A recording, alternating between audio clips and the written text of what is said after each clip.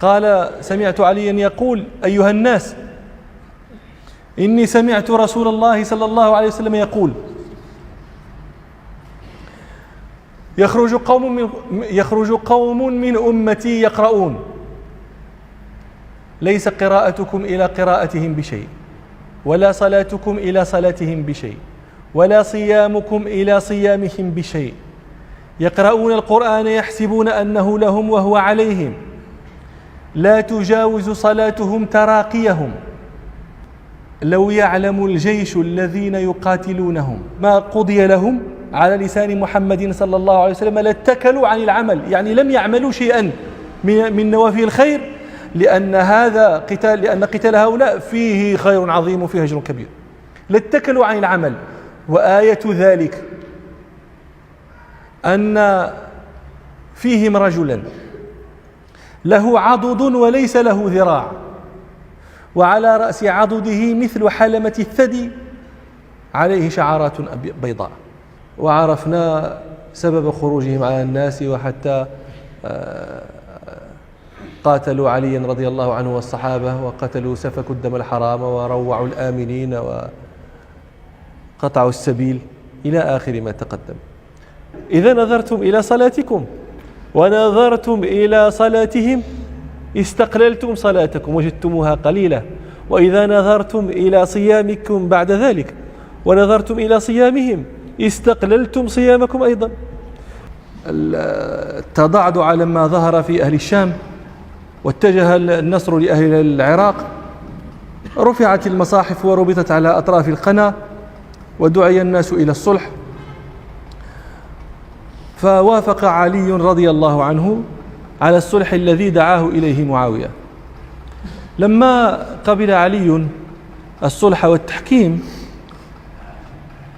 كثير من أهل العراق ممن معه قبلوا ذاك الذي قبله علي ورأوا رأيه، ولكن كثيرا منهم أيضا أبوا عليه ذلك وامتنعوا من قبول ذلك التحكيم، وأرادوا أن يستمروا على القتال.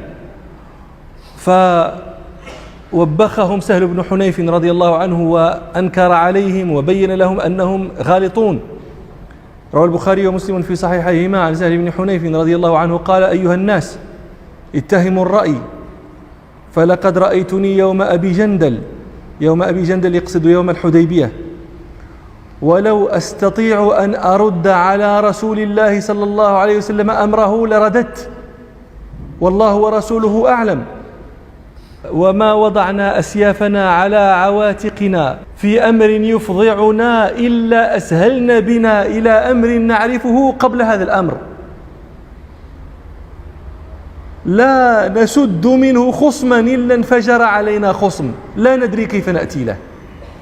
ما وضعنا، لما كانوا مع النبي صلى الله عليه وسلم كانوا لا يضعون أسيافهم على عواتقهم، لا يأخذونها إلى الحرب في أمر يفزعهم ويهولهم، إلا أسهلت بهم تلك السيوف، إلا سلكت بهم الطريق السهل، فيتضح لهم جهة الحق ويتضح لهم جهة الغلط ويتضح لهم المؤمن ويتضح لهم الكافر.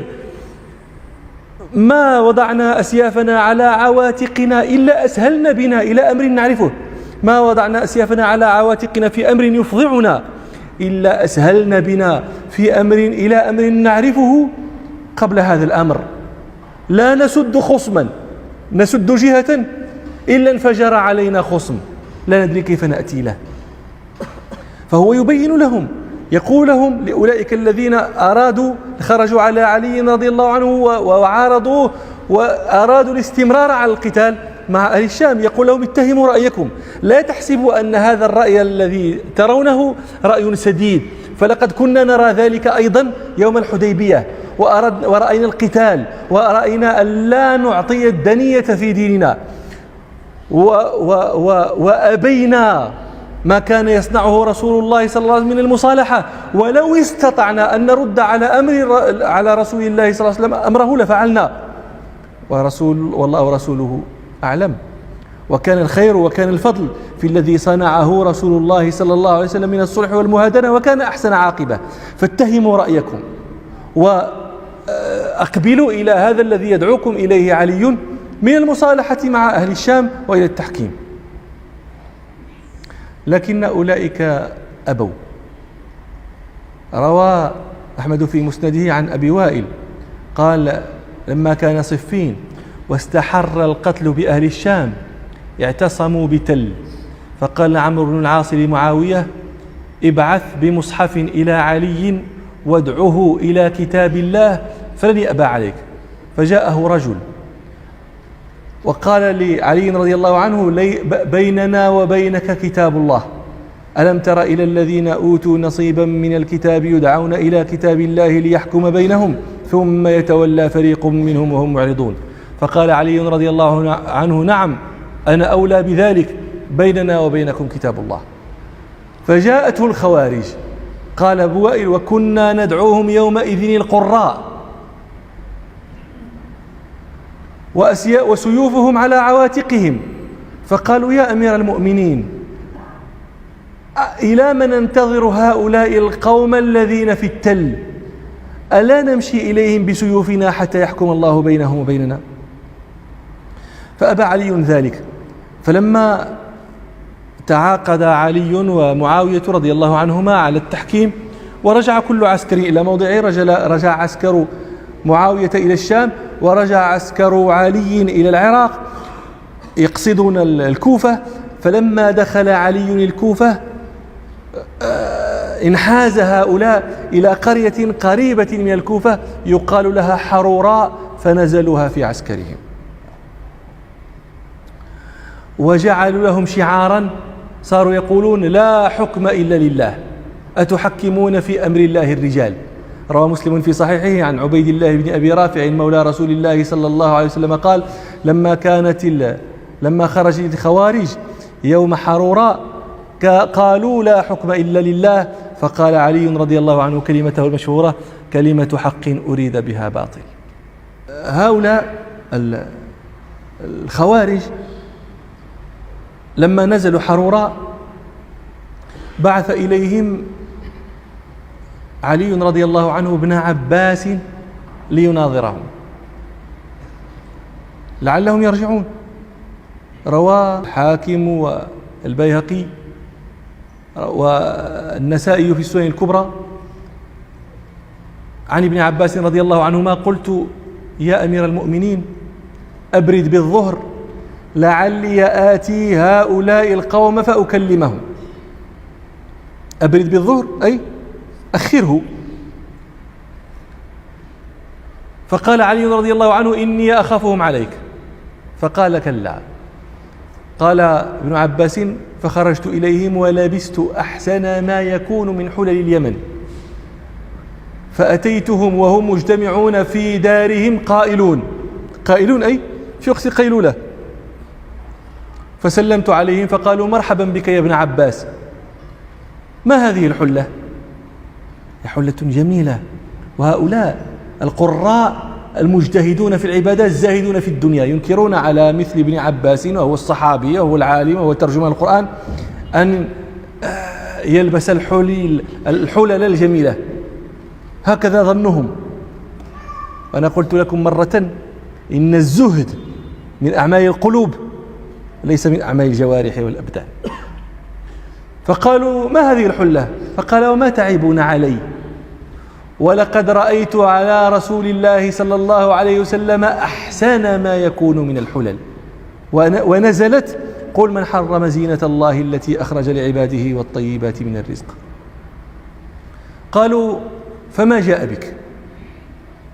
قلت: جئتكم من عند أصحاب رسول الله صلى الله عليه وسلم من المهاجرين والأنصار لأخبركم بما يقولون وتخبروني بما تقولون، فعليهم أنزل الوحي وهم أعلم به منكم، وفيهم نزل القرآن وليس فيكم منهم أحد. فقال بعضهم: لا تخاصموا قريشا فإن الله عز وجل قال: بل هم قوم خصمون. قال ابن عباس رضي الله عنهما: وأتيت قوما ما رأيت قوما قط أشد اجتهادا منهم، مسهمة وجوههم من السهر، وجوههم متغيرة، العينان ذابلتان، كذلك كانت وجوههم من كثرة قيام الليل، مسهمة وجوههم من السهر، كأن أيديهم وركبهم ثفن البعير. هذا الموضع يعني ركبة البعير هذه عندما بكثرة ما يطأ عليها ليبرك كيف تصير؟ هذا الجهة التي تمس الأرض غليظة جدا، غليظة ثخينة، كذلك كانت ركبهم وأيديهم كأنها ثفن البعير من كثرة خرورهم سجدا. عليهم القمص المرحضة مغسولة بليت من كثرة ما تغسل، لأنهم زاهدون في الدنيا ليس لهم غير تلك القمص. فقال بعضهم لنكلمنه ولننظرن ما يقول. قال لهم ابن عباس ماذا نقمتم على ابن عم رسول الله صلى الله عليه وسلم وصهره والمهاجرين والأنصار؟ قالوا ثلاثا. قال ما هن؟ قالوا حكم في دين الله الرجال، والله عز وجل يقول إن الحكم إلا لله، فما للرجال وللحكم؟ فقال ابن عباس هذه واحدة. قالوا والأخرى أنه قاتل فلم يسبي ولم يغنم. أنا قلت لكم أنا في المجلس الماضي كانوا لا يتبعون موليا مدبرا ولا يجهزون على جريح ولا يسلبون، فقالوا قاتل ولم يسبي ولم يغنم، فلئن كان الذي قاتل كفارا لقد حل سبيهم وغنيمتهم، ولئن كانوا مؤمنين لم يحل قتالهم. واحدة من الجوج، إما أنهم مؤمنون لم يجوز له أن يقاتلهم، ولما قاتلهم معناه أنهم ليسوا مؤمنين فينبغي أن يأذن لنا في سبيهم وغنيمتهم. قال ابن عباس رضي الله عنهما هذه الثانية. فما الثالثة؟ قالوا محى نفسه من أمير المؤمنين، فإذا لم يكن أمير المؤمنين فهو أمير الكافرين. هذه القضية الثالثة، الأولى والثانية معروفتان عندكم. القضية الثالثة محى نفسه من أمير المؤمنين، هذه يذكرها الهيثم بن عدي في كتابه في تاريخ الخوارج، يرويها عنه الحافظ ابن كثير في التاريخ، إن يقول إن عليا رضي الله عنه لما كاتب معاوية في قضية التحكيم والصلح بعث إليه الأشعث بن قيس بذلك الكتاب. لما جاء الكتاب إلى معاوية رضي الله عنه يقرأ فيه من عبد الله أمير المؤمنين علي إلى معاوية بن أبي سفيان، فقال معاوية لو كنت أعلم أنه أمير المؤمنين ما قتلته، لأنه لم يبايعه. فقال ولكن ليكتب اسمه وليبدأ به قبل اسمه لفضله وسابقته. فصنع علي رضي الله عنه الذي طلب معاوية فمحى اسمه أمير المؤمنين. فهذا الذي يقول الخوارج محى أمير المؤمنين، فإذا لم يكن أمير المؤمنين فهو أمير الكافرين. فقال ابن عباس ألكم سوى هذا؟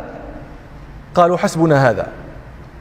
قال ابن عباس رضي الله عنهما أرأيتم لو جئتكم من كتاب، لو قرأت عليكم من كتاب الله ومن سنة رسول الله صلى الله عليه وسلم ما يرد به قولكم أترضون؟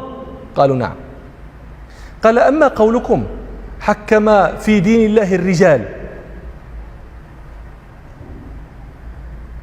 فأنا أقرأ عليكم من كتاب الله ما رد الله حكمه إلى الرجال في 8 ربع درهم في أرنب أو نحوها من الصيد. قال الله عز وجل يا أيها الذين آمنوا لا تقتلوا الصيد وأنتم حرم، ومن قتله منكم متعمدا فجزاء مثل ما قتل قراءة يحكم به من النعم يحكم به ذوى عدل منكم. فنشدتكم بالله أحكم الرجال في أرنب ونحوها من الصيد أفضل أم حكمهم في حقن دمائهم وإصلاح ذات بينهم، ولو شاء الله لحكم وما صير الحكم إلى الرجال. قال وفي المرأة وزوجها يقول الله عز وجل: وإن خفتم شقاق بينهما فابعثوا حكما من أهله وحكما من أهلها إن يريدا إصلاحا يوفق الله بينهما. فنشدتكم بالله أحكم الرجال في حقن دمائهم وصلاح ذات بينهم أفضل أم حكمهم في بضع امرأة؟ أخرجت من هذه؟ قالوا نعم. قال: وأما قولكم قاتل ولم يسبي ولم يغنم، أتسبون أمكم عائشة أم تستحلون منها ما تستحلون من غيرها؟ فلئن فعلتم لقد كفرتم وهي أمكم، ولئن قلتم ليست أمنا لقد كفرتم، فإن الله عز وجل يقول: النبي أولى بالمؤمنين من أنفسهم وأزواجه أمهاتهم، فأنتم تدورون بين ضلالتين أيهما صرتم إليها صرتم إلى ضلالة. قال: فنظر بعضهم إلى بعض. قال ابن عباس رضي الله عنهما: أخرجت من هذه؟ قالوا نعم. قال: وأما قولكم محى نفسه من أمير المؤمنين فهو أمير الكافرين، فأنا أقرأ عليكم ما يرضيكم. قد سمعتم أن رسول الله صلى الله عليه وسلم صالح سهيل بن عمرو وأبا سفيان بن حرب يوم الحديبية لما صالح قومه قريشا، فدعا أمير المؤمنين يقصد عليا فقال: اكتب يا علي هذا ما صالح عليه محمد رسول الله. فقالت قريش: لا تكتب رسول الله، ما نعلم أنك رسول الله، لو نعلم أنك رسول الله ما قتلناك. فمحى رسول الله صلى الله عليه وسلم اسمه. قال ابن عباس: فوالله لرسول الله صلى الله عليه وسلم خير من علي، وما أخرجه من النبوة أن محى نفسه. قال: فرجع مع ابن عباس 2000 وبقي 4، لأنهم كانوا اعتزلوا، لأن هؤلاء الذين جاءوا حرورا قالوا اعتزلوا، في هذه الرواية اعتزلوا 6000 في دار، وفي غيرها يقال كانوا 8000، وفي غيرها 10,000، وفي غيرها كانوا 12,000. فلما رجع ابن عباس ورأى علي صنيعه أتاهم علي نفسه يناظرهم. الروايات بعضها يدل كرواية البيهقي والحاكم هذه التي ذكرت لكم، بعضها يدل على أن مناظرة ابن عباس كانت متقدمة على مناظرة علي، كان سابقة لها. وبعض الروايات تدل على أن مناظرة ابن عباس كانت بعقب مناظرة علي، وأيما كان فالروايات الصحيحة جميعا تدل على أنهما كلاهما ناظرا الخوارج. يروي الإمام أحمد وغيره أن عليا رضي الله عنه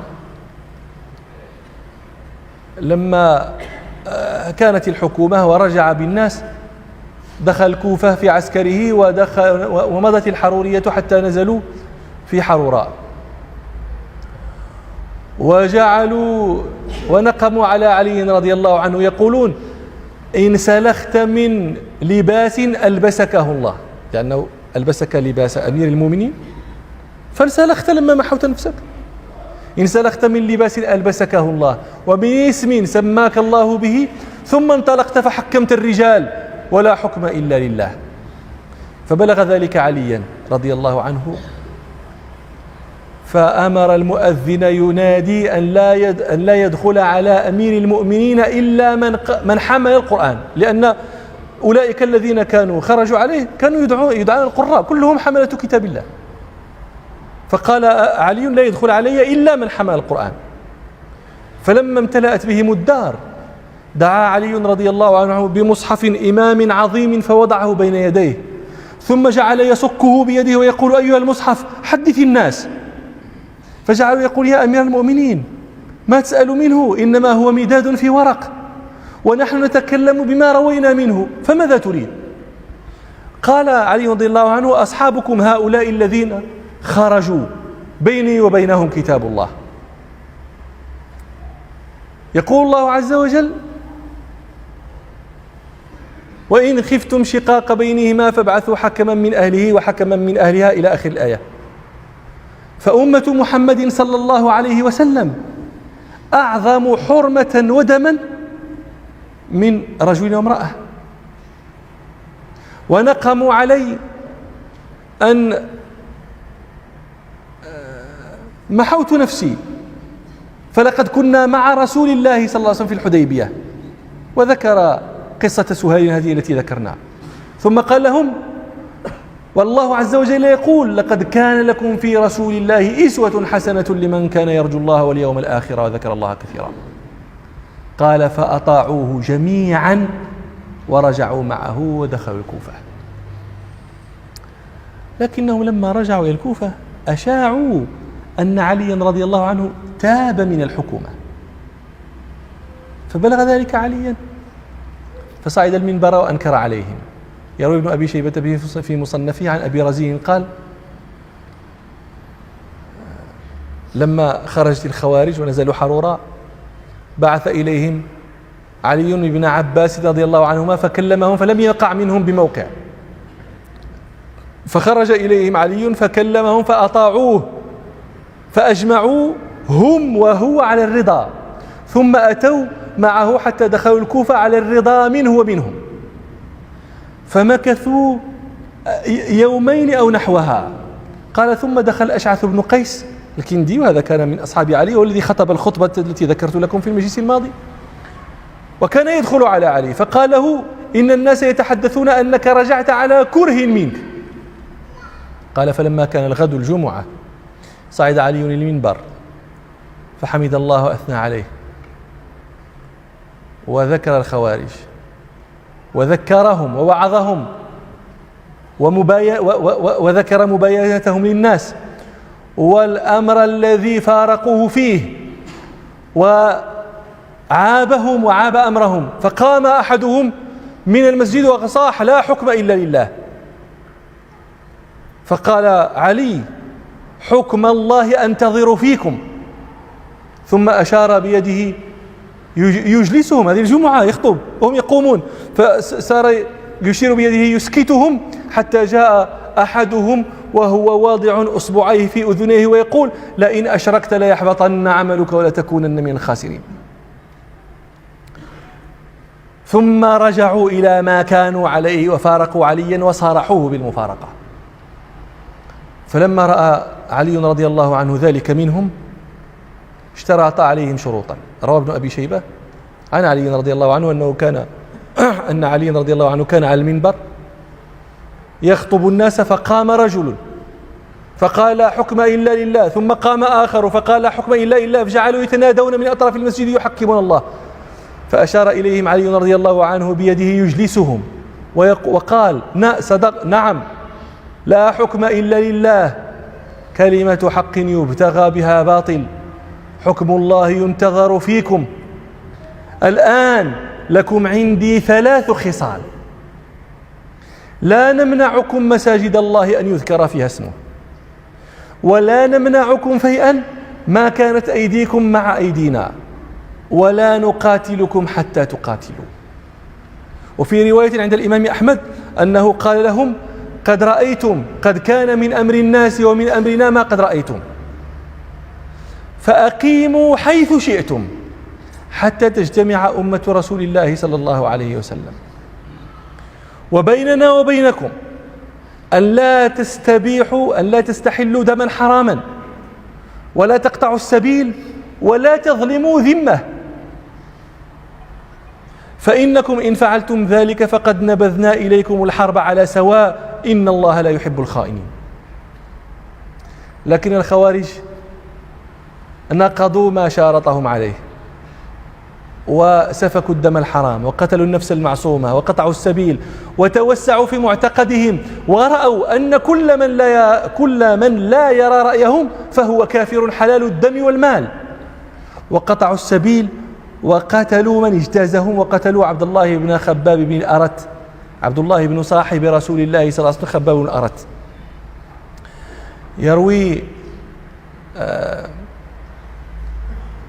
يروي أحمد وغيره بسند فيه رجل مبهم، لكن القصة والحديث مشهوران، عن رجل من الخوارج من عبد القيس كان معهم ثم فارقهم. قال دخلوا قرية فخرج إليهم عبد الله بن خباب بن الأرت ذعرا يجر رداءه، فقالوا لم ترع، لا تخف أمر الخوارج شائع الآن، يقتلون من يجوز بهم. فلما دخلت تلك القرية وهو بها راعه ذلك، خرج ذاعرا يجر رداءه، فلما رأوه ورأوا الخوف في وجهه قال لم ترع، فقال والله لقد رعتموني. فقالوا له أنت عبد الله بن خباب بن الأرت صاحب رسول الله صلى الله عليه وسلم؟ قال نعم. قالوا فهل سمعت من أبيك حديثا يحدث به عن رسول الله صلى الله عليه وسلم تحدثناه؟ قال سمعت أبي يحدث عن رسول الله صلى الله عليه وسلم أنه ذكر فتنة القاعد فيها خير من القائم، والقائم فيها خير من الماشي، والماشي فيها خير من الساعي. قال صلى الله عليه وسلم فإذا أدركت ذاك فكن عبد الله المقتول. قال أيوب لا أعلم إلا أنه قال ولا تكن عبد الله القاتل. قالوا فأنت سمعت أباك يحدث بذلك عن رسول الله صلى الله عليه وسلم؟ قال نعم. فقدموه إلى ضفة النهر فضربوا عنقه حتى سال دمه في النهر كأنه شراك نعل مبذقر، ويقول لهم يحدثهم بهذه القضية الفتنة، وكن عبد الله المقتول ولا تكن عبد الله القاتل. أنت سمعت أباك يحدث النبي صلى الله عليه وسلم يحدث عن النبي أنه قال ولا تكن عبد الله القاتل؟ قال نعم. فقدموه وقتلوه. نعوذ بالله من الضلال. حتى سال دمه في النهر كأنه شراك نعل. شراك نعل يعني ذاك الدم لا يتقطع، يسيل في الماء كأنه شراك مبذقر، لم يمتزج بالماء، بل بقي هكذا منمازا عن الماء لم يختلط به. وبقروا ولده عما في بطنها. وفي رواية عند الدارقطني أنهم لما كانوا ذاهبين بعبد الله بن خباب وجدوا تمرة في الأرض ساقطة من نخلة، فأخذها أحدهم فألقاها في فمه، فقال له آخر تمرة معاهد فبما استحللتها؟ تمرة شو الورع، هذه تمرة معاهد كيف تستحل أكلها؟ فبما استحللتها؟ فقال لهم عبد الله بن خباب ألا أدلكم على ما هو أعظم حرمة من هذه؟ قالوا نعم. قال أنا. فقتلوه. وعرفنا سبب خروجهم على الناس. فلما بلغ علي رضي الله عنه قتله بعث إليهم يقول لهم أقيدونا بعبد الله بن خباب بن الأرت، أقيموا الحد على قاتله أو ادفعوا إلينا قاتله. فقالوا كيف نقيدك به وكلنا قتله؟ قال كلكم قتله؟ قالوا نعم. فكبر حينئذ علي رضي الله عنه بعد ذلك وأجمع أمره على قتالهم. وهذا الذي يذكره عبد الله بن شداد، رجل كان مع علي رضي الله عنه في حروب العراق. روى الإمام أحمد عن عبد الله بن شداد أنه رجع من العراق ليالي قتل علي رضي الله عنه بعد مقتله، فدخل على أم المؤمنين عائشة رضي الله عنها فقالت له يا عبد الله بن شداد هل أنت صادقي عما أسألك عنه، عن هؤلاء القوم الذين قتلهم علي؟ قال لها وما لي لا أصدقك؟ قالت فحدثني عن قصتهم، فأخبرها بما وقع في صفين وقضية التحكيم وكيف خرجوا عليه وقضية حروراء إلى آخره. فقالت عائشة فإنه قتلهم. فقال والله ما بعث إليهم حتى قطعوا السبيل وسفكوا الدم الحرام واستحلوا أهل الذمة. قالت الله؟ قال الله لا، الله الذي لا إله إلا هو لقد كان. فلما أجمع علي رضي الله عنه على قتالهم خرج إليهم بالجيش الذي كان يعد لأهل الشام. روى مسلم في الصحيح أن علي رضي الله عنه قال لأصحابه وهو يريد أن يقصد هؤلاء الخوارج وهم يعني ما زالت قضيتهم مع هشام لم تحل، لم تفك.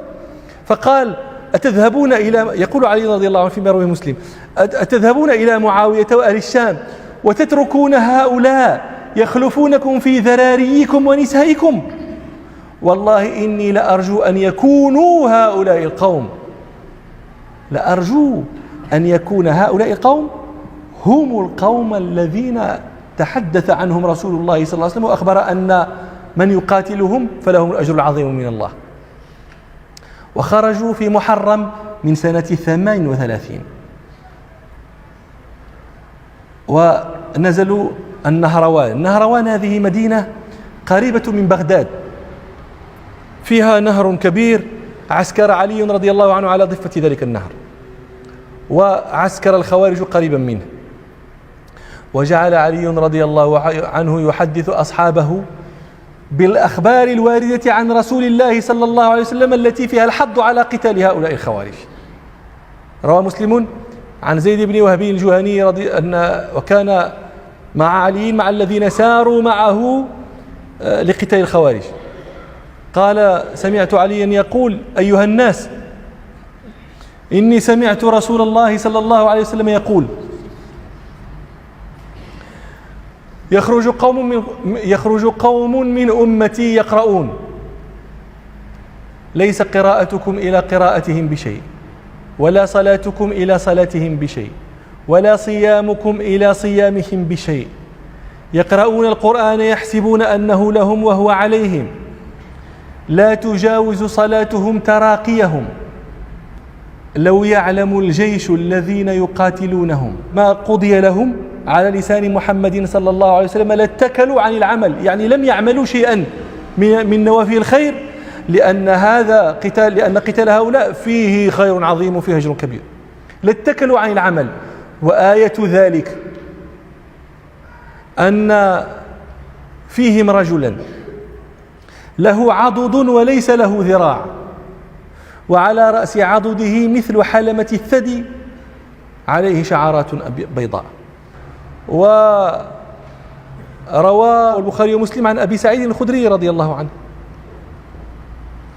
قال بينما نحن عند رسول الله صلى الله عليه وسلم وهو يقسم قسما أتاه ذو الخويصرة رجل من تميم فقال يا رسول الله اعدل، فقال رسول الله صلى الله عليه وسلم ويلك ومن يعدل إذا لم أعدل، خبت وخسرت إن لم أعدل، وفي رواية خبت وخسرت إن لم أعدل. فقال عمر يا رسول الله إذن لي فأضرب عنقه، فقال له رسول الله صلى الله عليه وسلم دعه فإن له أصحابا يحقر أحدكم صلاته مع صلاتهم وصيامه مع صيامهم، يقرؤون القرآن لا يجاوز حناجرهم، يمرقون من الدين كما يمرق السهم من الرمية، ينظر إلى نصله فلا يوجد فيه شيء، وينظر إلى رصافه ثم ينظر إلى رصافه فلا يوجد فيه شيء، ثم ينظر إلى نضيه وهو قدحه فلا يوجد فيه شيء، ثم ينظر إلى قذذه فلا يوجد فيه شيء، سبق الفرث والدم. وفيهم رجل أسود له عضد كأنها ثدي مرأة، أو له عضد مثل ثدي المرأة أو مثل البضعة تدردر، يخرجون على حين فرقة من الناس. وفي مسلم أيضا عن علي رضي الله عنه قد ذكر الخوارج قال لولا أن تبطروا، يخاطب أصحابه لولا أن تبطروا لحدثتكم بما وعد الله الذين يقتلونهم على لسان نبيه محمد صلى الله عليه وسلم. وروى البخاري ومسلم عن أبي سعيد عن علي رضي الله عنه أن رسول الله صلى الله عليه وسلم قال يخرج قوم أحداث الأسنان سفهاء الأحلام يقولون من قول خير البرية لا يجاوز إيمانهم حناجرهم، فإذا لقيتموهم فاقتلوهم فإن في قتلهم أجرا عند الله لمن قتلهم. فجعل علي رضي الله عنه يحدث بهذا. ثم التقوا على كما قلت لكم على النهروان، فاصطلمهم علي رضي الله عنه وقتلهم واجتثهم وقتل أكثرهم. فلما فرغ من شأنهم جعل يبحث عن الذي قال رسول الله صلى الله عليه وسلم إنه آيتهم، ليطمئن أن هؤلاء هم الذين أخبر عنهم رسول الله صلى الله عليه وسلم. فلما فرغ علي رضي الله عنه من شأنهم بحث، أمر من يبحث في القتلى ليعثر على ذاك الذي أخبر به الرسول صلى الله عليه وسلم أنه آية الخوارج. يروي مسلم في الصحيح هذا الحديث الذي ذكرت لكم أن علي رضي الله عنه بعث الناس فقال التمسوا المخدج هذا المنقوص، فبحثوا فلم يجدوا، فقام علي رضي الله عنه يبحث بنفسه حتى وجد قوما قتل بعضهم فوق بعض، فقال علي رضي الله عنه أخروهم، فأخروه فوجدوه مما يلي الأرض، فقال علي الله أكبر صدق الله وبلغ رسوله. هؤلاء الخوارج. وهذا الذي يقوله أبو سعيد الخدري رضي الله عنه في الحديث الذي ذكرت لكم الذي رواه البخاري ومسلم لما قال يخرجون على حين فوقة من الناس، قال أبو سعيد رضي الله عنه فأشهد أني سمعت هذا الحديث من رسول الله صلى الله عليه وسلم، وأشهد أن علي بن أبي طالب قاتلهم وأنا معه، ثم التمس هذا المخدج حتى أتي به فرأيته على نعت النبي صلى الله عليه وسلم الذي نعته.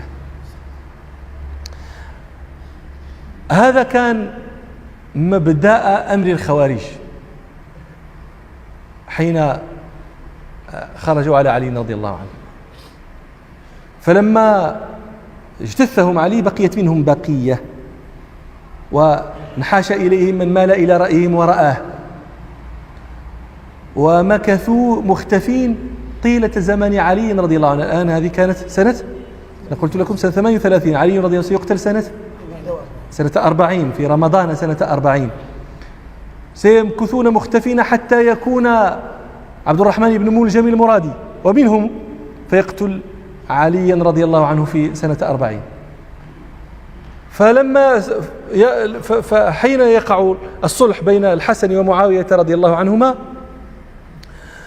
ستمرق مارقة سيظهرون أيضا فيقضي عليهم أهل الشام عسكر الشام، وسيبقون هكذا مقموعين طيلة إمارة زياد بن أبي على العراق وإمارة ابنه عبيد الله بن زياد على العراق، إلى أن يموت معاوية رضي الله عنه ويزيد ابنه. فعندما يموت يزيد وتظهر الفرقة حينئذ أيضا بين المسلمين، وسيولى الخلافة عبد الله بن الزبير رضي الله عنهما في مكة، وتدين له الأمصار إلا الشام ومصر، وينزو مروان بن الحكم على الخلافة في الشام ويدعو إلى نفسه. حينئذ ستظهر الخوارج، يظهرون في العراق مع نافع بن الأزرق، ويظهرون في اليمامة في نجد مع نجدة بن عويمر، وسيعظم البلاء بهم وسيتوسعون في معتقدهم ويستمر بهم البلاء إلى أن يؤمر في زمن الحجاج سيؤمر المهلب بن أبي صفرة القتال عليهم، فحينئذ سيظفر بهم المهلب بن أبي صفرة ويقمعهم، وسيبقون مقموعين طيلة زمن يعني بني أمية وبين عباس، وما يظهرون ويكون منهم ظهور ثم خفوت، ويدخل طائفة منهم المغرب، وتكلم الناس فيهم وفي فرقهم وآرائهم، وهل هم مسلمون أم هم فارقوا ملة الإسلام، وسيأتي الحديث عن ذلك إن شاء الله فيما نستقبله. والخوارج عرفوا بأسماء، عرفوا باسم الخوارج لقوله صلى الله عليه وسلم يخرج قوم من أمتي، وعرفوا أيضا باسم المحكمة لقولهم لا حكم إلا لله، وعرفوا أيضا باسم المارقة لقوله صلى الله عليه وسلم يمرقون من الدين كما يمرق السهم من الرمية. عرفوا أيضا باسم الشراه. الشراه جمع شار، اسم فاعل من شرى. شرى بمعنى باع أو بمعنى اشترى، ولكن هنا المراد باع لأنهم باعوا، يزعمون أنهم باعوا أنفسهم لله، اشتروا الجنة، فهو شار وهم شراه. يقول قطري بن فجاءة وهو أحد فرسانهم وأبطالهم المشهورين، يقول رأت فتية باعوا الإله نفوسهم بجنات عدن عنده ونعيمه. هذا من مقطعة له يقول فيها لعمرك إني في الحياة لزاهد وفي العيش ما لم ألق أم حكيم. أم حكيم هذه أيضا من امرأة من الخوارج، وهذه كانت يعني عجيبة، من إحدى العجائب. هذه المرأة كانت تقاتل وتخوض في معمعة الرجال، وتقول وهي تقاتل تقول ولي رأس قد سئمت حمله وقد مللت دهنه وغسله ألا فتى يحمل عني ثقله، يعني يقطعه. ولذلك كانت هذه وحدها. فهو عنها يتحدث قطري بن فجاء يقول لعمرك إني في الحياة لزاهد وفي العيش ما لم ألق أم حكيم من الخفرات البيض لم ير مثلها شفاء لذي بث ولا لسقيم. لعمرك إني يوم ألطم وجهها على نائبات الدهر جد لئيم ولو شهدتني يوم دولاب أبصرت طعانفة في الحرب غير ذميم. يوم دولاب هذا يوم، هذه دولاب موضع قريب من الأهواز، ويوم دولاب كان يوما بين الأزارقة أصحاب نافع بن الأزرق وأهل البصرة. فهو يتحدث عن هذا اليوم يقول ولو شهدتني يوم دولاب أبصرت طعانفة في الحرب غير ذميم. غدا طفت على الماء بكر بن وائل وعجنا صدور الخيل نحو تميم. فلو شهدتنا يوم ذاك وخيلنا تبيح من الكفار كل حريم. رأت فتية باعوا الإله نفوسهم بجنات عدن عنده ونعيم. وسموا أيضا حرورية نسبة إلى حرورة المنطقة القرية التي نزلوها قرب الكوفة. يقول عبيد الله بن قيس الرقيات يقول إذا نحن شئنا صادفتنا عصابة حرورية أضحت من الدين مارقة ألا طرقت من آل بيبة طارقة على أنها معشوقة الدل عاشقة تبيتها أرض السوس بيني وبينها وسولاف رستاق حمته الأزارقة. إذا نحن شئنا صادفتنا عصابة حرورية أضحت من الدين مارقة. وهذه أسماء لمجموعهم، وإلا فقد تفرقوا فرقا ولكل فرقة رأي وهوى، وهذا كله مذكور يذكره أصحاب الكتب الملل والنحل. وعرفنا سبب خروجهم على الناس، وحتى قاتلوا عليا رضي الله عنه والصحابة، وقتلوا سفكوا الدم الحرام وروعوا الآمنين وقطعوا السبيل إلى آخر ما تقدم. رسول الله صلى الله عليه وسلم الصحابة أنه سيخرج فيكم قوم تحقرون صلاتكم إذا قورنت إلى صلاتهم. إذا قارنتم صلاتكم بصلاتهم حقرتم صلاتكم، أي استقللتموها، وجدتم صلاتكم قليلة بالنظر إلى الذي يصلونه. أيوة، إذا نظرتم إلى صلاتكم ونظرتم إلى صلاتهم استقللتم صلاتكم وجدتموها قليلة. وإذا نظرتم إلى صيامكم بعد ذلك ونظرتم إلى صيامهم استقللتم صيامكم أيضا. بل إذا نظرتم إلى سائر أعمالكم وقارنتموها بأعمالهم استقللتم أعمالكم كلها. يمرقون من الدين، يمرقون يخرجون من الدين. قال بعضهم الدين هنا الطاعة، يخرجون من طاعة ولي الأمر، وهذا ضعيف.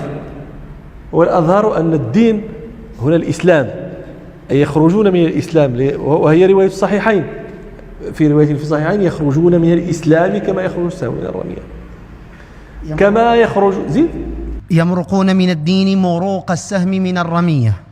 مروق السهم من الرمية. الرمية هي الطريدة، هي الصيد. رمية بمعنى مرمية، قتيلة كقتيلة بمعنى مقتولة. مرمية أصلها مرموية، أحسنت، اسم مفعول، فكيف صارت مرموية؟ كيف انقلبت إلى مرمية؟ باختصار اجتمعت الواو والياء، مرموية. عندنا واو وياء في هذه الكلمة. اجتمعت الواو والياء وسبقت إحداهما بالسكون، مرموية. الواو سبقت حال كونها ساكنة، فوجب قلبها ياء فصارت مرموية، ثم أدغمت الياء في الياء فقيل مرمية، ثم قلبت الضمة كسرة وبدلت الضمة بالكسر لمناسبة الياء فقيل مرمية. والمرمية هي الرمية قلنا. يمرقون من الدين مروق السهم من الرمية. زين؟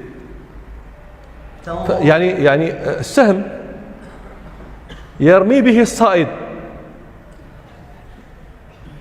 يرمي به الرمية فيخترقها، يمرق منها أي يخترقها، دخل من الجانب وخرج مرق من الآخر. زين؟ تنظر في النصل فلا ترى شيئا. النصل الآن السهم مركب من أجزاء، النصل هو الحديدة التي في السهم. زين؟ وتنظر في القدح فلا ترى شيئا. القدح هو العود، الحديدة تركب في عود، ذاك العيد هو القدح، ذاك العود هو القدح. زين؟ وتنظر في الريش فلا ترى شيئا. الريش هذا معروف. وتتمارى في الفوق. الفوق هو ذلك الشق الذي يكون في القدح الذي يدخل فيه وتر السهم، مفهوم؟ وتر القوس. القوس الآن فيها العود وفيها الوتر. الآن السهم جهات النصل هي التي يعني ليست الجهة التي تلي الرامي. الجهة التي تلي الرامي هي الجهة التي لا نصل فيها، لكن فيها الفوق. لماذا يكون فيها الفوق الشق؟ ليجعل في الوتر. طيب، النبي صلى الله عليه وسلم شبه هؤلاء الخوارج، شبه خروجهم من الدين بخروج هذا السهم من الطريدة، من الرمية. الرامي الآن ينزع بسهمه وهو شديد النزع، مفتول العضلات، والقوس قوس جيدة. فهذا الرامي يرمي، سهمه يخترق الرمية. يقول لك النبي صلى الله عليه وسلم ذاك الرامي، لأنه الرمية أحيانا ترمى كما يصنع أحدنا إذا ذبح كبشه، أليس تذبح الكبش ثم يقوم فيجري ولا لا؟ ما تتوقع عليكمش في الشمال؟ احنا عندنا الفحولة، انتم ما عادش عندكم. احنا تقدر تذبحوا ويمشي تم غادي، راه خصك تتبعوا الوقعات هذه. طيب أنت متأكد أنك ذبحته ولا لا؟ لولا أنك متأكد أنك ذبحته لكنت تشك هذا في الغد، ياك؟ طيب كذلك الذي يرمي، هب أن تلك الطريدة ركضت شيئا، هو عثر على سهمه، ينظر هل هذا السهم أصاب الرمية أم لم يصبها. يقول النبي صلى الله عليه وسلم فينظر في النصل فلا يرى شيئا، لا يرى شيئا أي لا يرى شيئا من الدم، ولا يرى شيئا من الفرث، لا يرى شيئا مما يدل على أنه أصاب الرمية. وينظر في القدح في العود فلا يرى شيئا، وينظر في الريش فلا يرى شيئا، ويتمارى في الفوق، يقول هذا الذي أراه فوق لعله شيء، هذا دم، لا ليس بدم، لا لا لا دم يتمارى يشك في الفوق.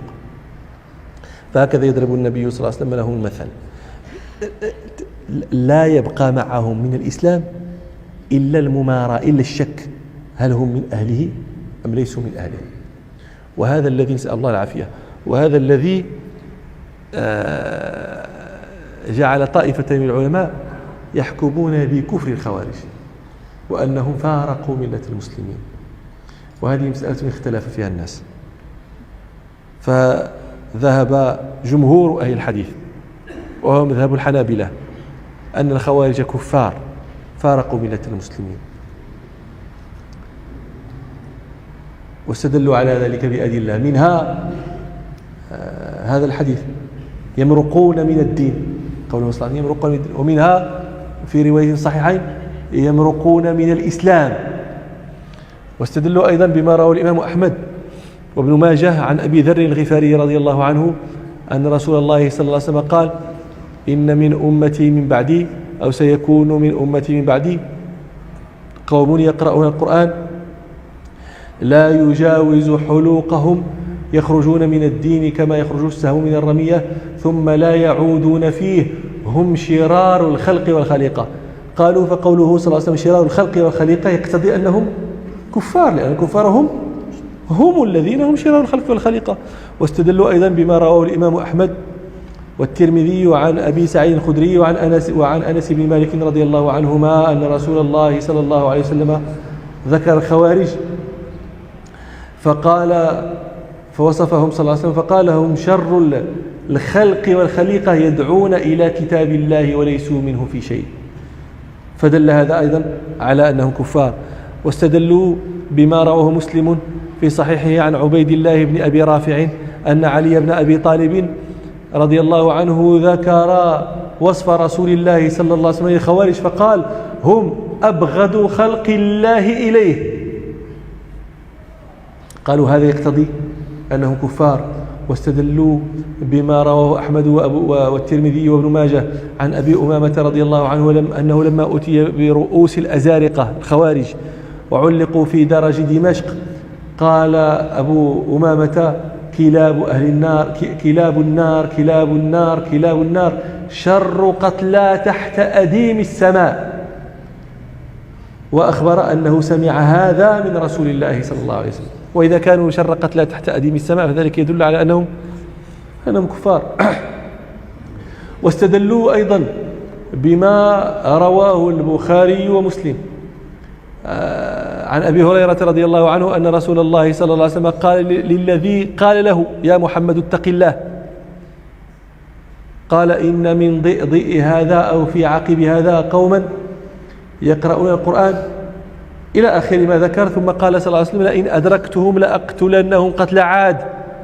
قالوا: وعاد هلكت على الكفر. واستدلوا بالنظر قالوا: فإنهم كفروا أصحاب رسول الله صلى الله عليه وسلم، وهذا فيه تكذيب لرسول الله صلى الله عليه وسلم الذي أثنى عليهم وأخبر أن الله رضي عنهم. قالوا: ومن كذب رسول الله صلى الله عليه وسلم فيما أخبر به فقد كفر. وذهب جمهور العلماء من الأصوليين والفقهاء إلى أن الخوارج ليسوا بكفار ولكنهم من فساق المسلمين، وذلك لنطقهم بالشهادتين ولإتيانهم بأركان الإسلام. هذا وإنما وهم فساق لأنهم كفروا المسلمين مستندين لتأويل فاسد، وهذا مذهب أكثر أهل العلم. بل حكي عليه الإجماع. قال الخطابي رحمه الله: أجمع علماء المسلمين أن الخوارج مع ضلالتهم فرقة من فرق المسلمين تؤكل ذبائحهم وتنكح نساؤهم إلى آخر ما قال. والحق أنه لا إجماع، لأنه سمعتم أنا قلت مذهب الحنابلة تكفيرهم، وقلت مذهب أهل الحديث، واختاره من المالكية القاضي أبو بكر بن العربي، واختاره تقي الدين السبكي من الشافعية، واختاره غير هؤلاء، ولكنه مذهب جمهور العلماء. واستدلوا بأدلة، استدلوا بهذا الحديث ومحل الشاهد فيه قوله صلى الله عليه وسلم وتتمارى في الفوق، أي تشك فيه. معناه قالوا أنهم يشكوا في إسلامهم، ومن شك في إسلامه لا يقطع بكفره، لأنه من ثبت له الإسلام باليقين لا يرفع عنه إلا بيقين. وهذا الاستدلال ضعيف، ويرده رواية عند الإمام أحمد أنه قال وتنظر في الفوق فلا ترى شيئا سبق الفرث والدم. واستدلوا أيضا بما روى عبد الرزاق في مصنفه أن علي رضي الله عنه سئل عن الحرورية أكفار هم؟ فقال من الكفر فروا. فقال السائل فهم منافقون؟ قال علي رضي الله عنه إن المنافقين لا يذكرون الله إلا قليلا وهؤلاء يذكرون الله كثيرا. فقيل له فما هم؟ قال قوم أصابتهم فتنة فعاموا فيها وصموا. وهذا أيضا إسناده ضعيف على شهرته. لكن الدليل الذي يدل للجمهور هو هذه الأحاديث التي استدل بها الفريق الأول، فإن في أكثرها رسول الله صلى الله عليه وسلم يقول يكون من أمتي ومن بعد من أمتي ويخرجوا طيب يصفهم رسول الله صلى الله عليه وسلم أنهم من أمته مع أنه يخبر صلى الله عليه وسلم بالذي يصنعونه، فلم يخرجهم ما صنعوه عن كونهم من أمته صلى الله عليه وسلم، لأنه سيقول هو صلى الله عليه وسلم يقول سيكون في أمتي يكون من بعد من أمتي إلى آخره. وناقشوا الحنابلة ومن وافقهم ناقشوهم في ذلك، قالوا لهم أنتم تستدلون بتلك الأحاديث، تلك الأحاديث أكثرها في أمتي، وتستدلون بأنهم شرار الخلق والخليقة، وقلتم ذلك يقتضي كفرهم، وهذا ليس بصحيح، لأن الرسول صلى الله عليه وسلم وصف كثيرا من الناس بأنهم شر الناس بأمور لا تقتضي تكفيرهم. من ذلك أن رسول الله صلى الله عليه وسلم قال ألا أخبركم بشر الناس رجل يسأل بوجه الله ثم لا يعطي. وهذا يقتضي كفره، أن يسأل بوجه الله ثم لا يعطي لا يقتضي كفره، ولكنه يقتضي أنه من شر الناس. ومثل ذلك أيضا ما رواه البخاري ومسلم في صحيحيهما أن رسول الله صلى الله عليه وسلم قال أي عائشة إن شر الناس من تركه الناس أو ودعه الناس اتقاء فحشه. وهذا لا يقتضي كفر صاحبه، مع أنه النبي صلى الله عليه وسلم أخبر أنه من شر الناس. واستدلوا قالوا أنتم استدلتم بأنهم أبغضوا خلق الله إليه، قلتم هذا يقتضي كفرهم، وهذا قال الجمهور هذا ليس بصحيح، لأن الرسول صلى الله عليه وسلم أخبر عن بغض الله سبحانه لأمور ولا تقتضي تلك الأمور كفر فاعلها. من ذلك قول رسول الله صلى الله عليه وسلم إن الله يبغض الفحش والتفحش وليس الفاحش والمتفحش كافرا. ومثل ذلك أيضا روى الإمام أحمد عن أبي هريرة رضي الله عنه أن رسول الله صلى الله عليه وسلم قال إن الله يبغض البياع الحلاف والفقير المختال والشيخ الزاني والإمام الجائر، وليس واحد من هؤلاء كافرا مع أن ربنا سبحانه يبغضه. والحاصل أن المسألة محتملة، وقد أشكلت على كثير من العلماء وأحجم كثير منهم عن الترجيح فيها، حتى قال القاضي عياض رحمه الله تكاد تكون هذه المسألة أشكال المسائل عند المتكلمين. وسئل عنها إمام الحرمين أبو المعالي الجويني فقال إدخال كافر في الملة وإخراج مسلم منها عظيم. وكذلك أحجم عنها الإمام الكبير القاضي أبو بكر الباقلاني، بل بعض من استظهر أنهم كفار يعني لم يقطع بذلك. القرطبي الإمام القرطبي المالكي قال وكفرهم القول بكفرهم أظهر في الحديث. هؤلاء استظهر المذهب القائل بأنهم كفار، هما قال بعد ذلك وقال والتكفير باب خطر ولا نعدل بالسلامة شيئا. وكذلك أقول ثم هذا الحديث يبين لكم أن القرآن قد يقرأه من لا خير فيه ولا دين له، وإن كان حسن السمت لكنه خبيث الدخلة.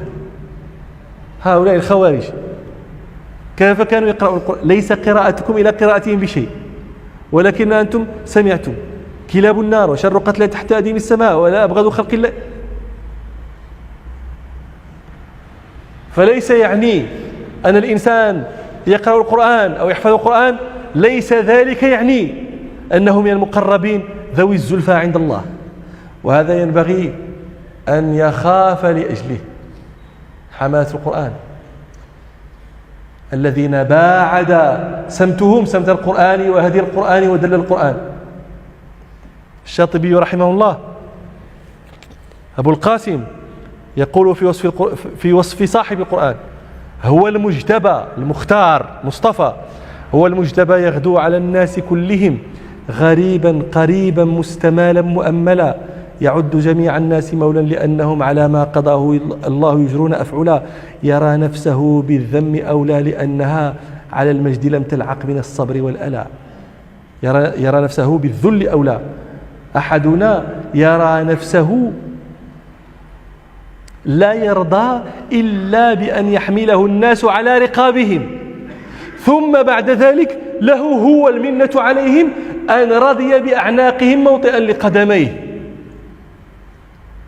أذكر قصة وأنا في مثل أسنانكم، ومات رجل من أهل بيتنا وكان أوصى أن أكون في جملة من يحضر تغسيله، وكان يغسل الذي يلي تغسيله رجل من حملة القرآن، فاحتاج ذلك الإنسان شيئا خرقة، فأمر أحدهم أن يدخل إلى الدار ويأخذها، فذاك قال: لعلنا نستأذن حريم. فقال له ذاك: هل الطالب، يعني في اصطلاح المغاربة الطالب هو حامل القرآن، هل الطالب يستأذن من أحد؟ وعجبا رسول الله صلى الله عليه وسلم يستأذن ونحن لا نستأذن. لماذا؟ لأننا أهل الله وخاصته، هكذا يستدل طلبة القرآن وحملته. لا نحن يقول نحن أهل القرآن، أهل الله وخاصته. هيهات أهل القرآن يعني نحن كما وصفنا ابن مسعود رضي الله عنه عندما يقول: إنكم في زمن قليل قراؤه كثير فقهاؤه تحفظ فيه حدود القرآن وتضيع فيه حروفه. ربما لا يتقنون حفظ الحروف، لكنهم يتقنون حفظ الحدود. الآن يتقن حفظ الحروف ويهتك الحدود ويقول: أنا من أهل القرآن.